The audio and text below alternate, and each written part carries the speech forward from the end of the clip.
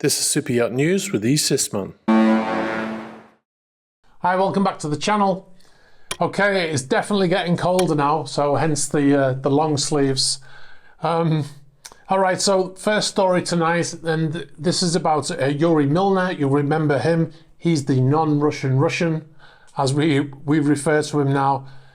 He's the guy who renounced his Russian citizenship recently, and he is now solely an Israeli citizen. However, he's living in the US. So anyway, he has two yachts, if you don't remember. One of them is called Yacht Ulysses, one of them is called Yacht Andromeda. They are almost identical. They were built at Clever Marine in Norway. You know the backstory. I will put a link up here to a video about this story in particular. If you're interested in seeing it, it's an older video, but it's got a lot of information in about those vessels. Anyway, both vessels are on the move right now. Well, actually, Ulysses has just arrived at her destination. I believe it's her destination. She's in Tampa Bay in Florida.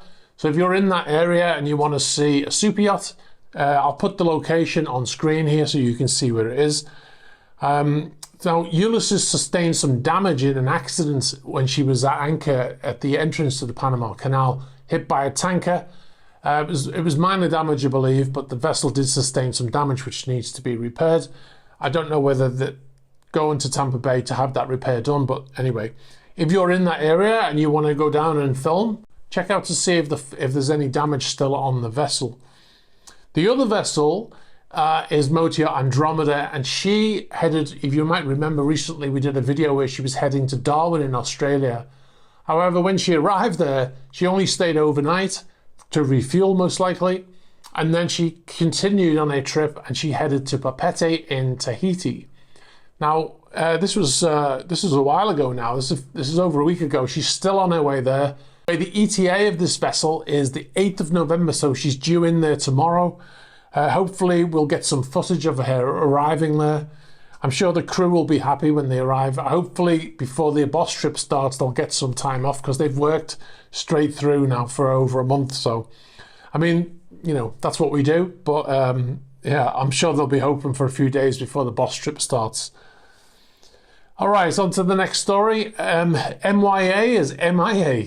So, okay, so 8 months ago, Yacht A was in Maldives. She turned off her AIS the day after Andrei Melnichenko was placed on the sanctions list. So it's been 8 months now of no AIS on that vessel. The vessel left the Maldives and sailed to Ras Al Khaimah with AIS switched off. The vessel was in Ras Al Khaimah for a long time. We covered that quite extensively in older videos. Put some photographs on the screen here. Then a few months later, she actually sailed down to Dubai and she was at the World Resort there with Ocean Victory, which is still there now. And she was there. We tracked her there by tracking the tenders. The tenders had AIS fitted also, and they were still broadcasting.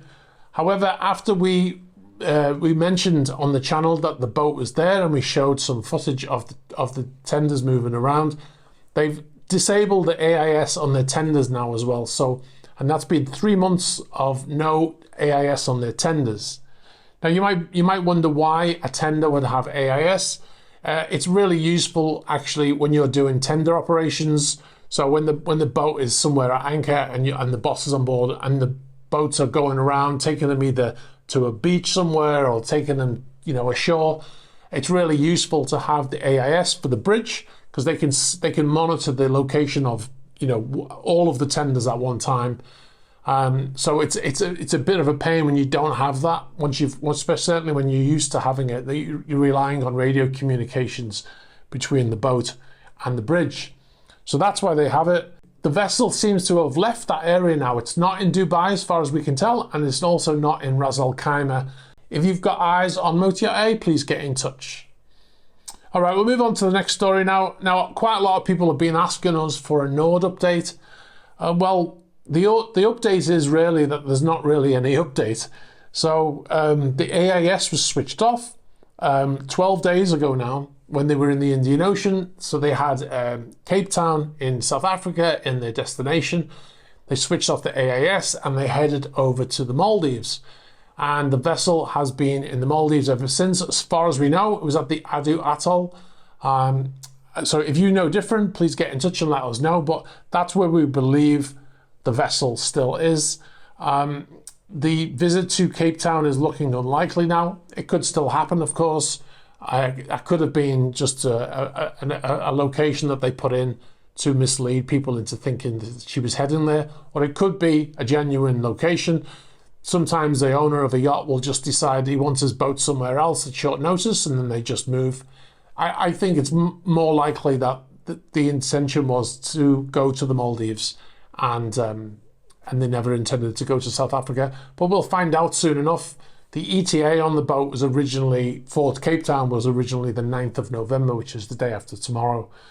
So if the boat turns up, I'm sure someone will let us know. All right, so move on to the main story now. Now, this is about motor yacht Meridian A. Now, this vessel was formerly known as Valerie.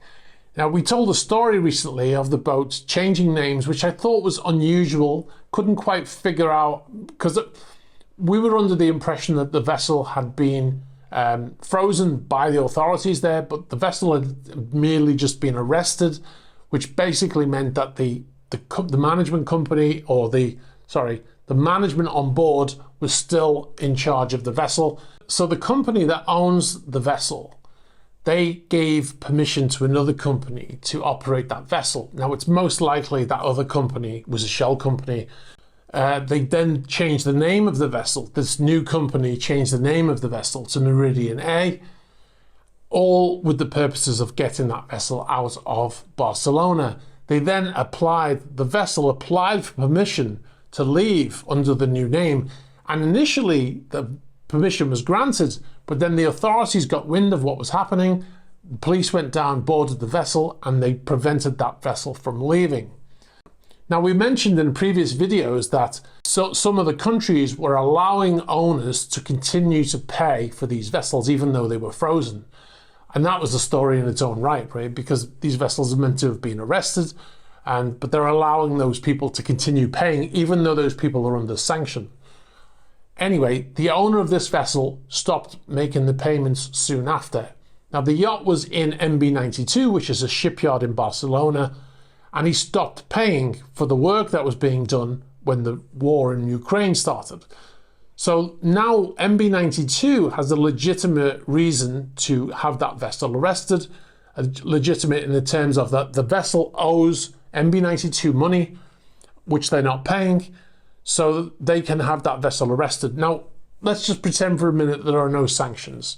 This is the most often reason why a yacht gets arrested. It's in a shipyard somewhere. It owes money for dockage fees, owes money for work being carried out on it, fuel, electricity, whatever it is, and they don't pay it. So the company has the vessel arrested. The maritime police come down, arrest the vessel. The vessel's still in operation in terms of the people on board. The crew is still managing the vessel, but you're not allowed to leave. That's what arrest is. Until that money is paid, you can't go. Now, if that goes on long enough and the money is never paid, the vessel can be seized in a forfeiture to sell to recover the money owed to that company.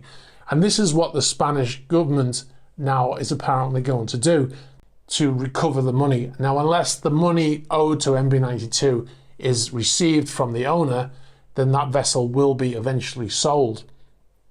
Now, so Bloomberg have said that MB92 complaint has now led to the Spanish court having authorized the confiscation of Valerie and Meridian A. And a source at the Ministry of Transport confirmed that the payments for the ship repairs, we've reported this before, the ship repairs at MB92 stopped shortly after the freezing of the vessel in March. So the owner is believed to be Sergei Chemezov, and he's on the US and the EU sanctions list. However, the vessel is registered through a series of shell companies to his stepdaughter.